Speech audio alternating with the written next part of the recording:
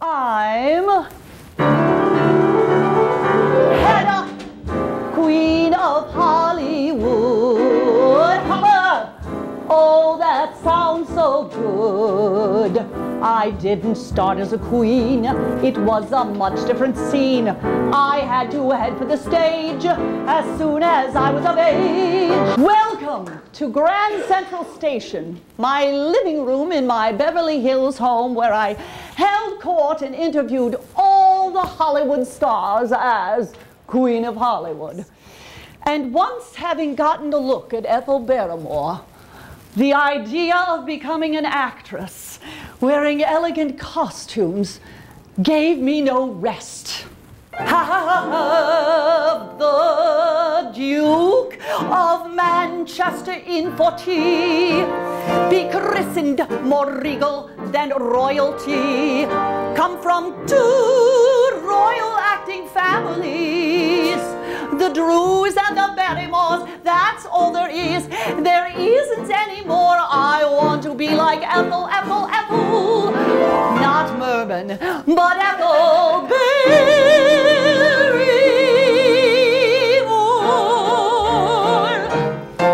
I remember my first store-bought hat. A bright green straw bonnet trimmed with red velvet geraniums. It was a Hummer. I was 14 and I paid $5 for it out of my own hard-earned money. That hat was a greater attraction on Easter morning than either the choir or the preacher's sermon. I thought, if a hat can get the attention of this many people, I'll never go bareheaded. When I enter a room wearing a hat, I know at once I am right up to bat. I leave it on to remain on the stage, or take it off and begin to engage. For all the while the hat will reign, pulling the focus like London Fontaine. I was 28 when I met 55-year-old DeWolf Hopper, who was a Broadway star and the leading actor in a company I was hired into a bit down the line. When we married, I became Elder Hopper, so very proper. But what a stopper! 'Cause his wives were Ella, Ida, Edna, and Nella, so Elder had to go. Yes, Ella, Ida, Edna, and Nella confused him more than you know. Whenever he would call me, he'd call one of them instead. So I had to change my first name, so I knew who I was in bed. I wanted to act so badly, and I did just that in over 120 films. William Randolph Hearst dubbed me Queen of the Quickies. At the age of 52, I had finally found at the end of my rainbow the pot of gold into which I now dip my pen. Gossip. My readers hang on every word. I love it. Yes, there's always a turd in the punch bowl. Have you heard? A little bird got a hunch, ducked a punch for a scoop on a dupe in the soup. Or a turd in the punch bowl. Stop the presses. Back during Hollywood's golden age, the studios actually discovered, groomed, paid weekly salaries to, created vehicles for, and waged media campaigns for their prized stars. Eddie Fisher, the singer, was Mike Todd's cohort. Mike died, and our luscious Liz he did comfort.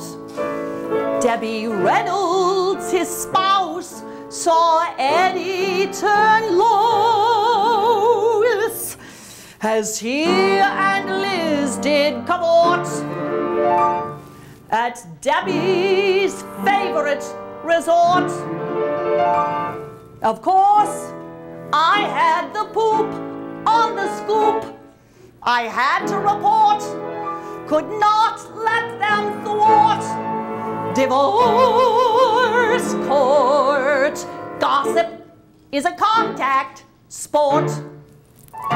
I feel more than justified in letting the public know about the unacceptable behavior of any star, in or out of the studio, whether they or the studios cotton to it or not. I was simply telling the truth. Though my method was construed as slightly uncouth, I tracked them down like a sleuth to fill my column. Forsooth, I was only telling the truth. It's a habit I started back in my youth, though now I'm long in the tooth. I was simply telling the truth.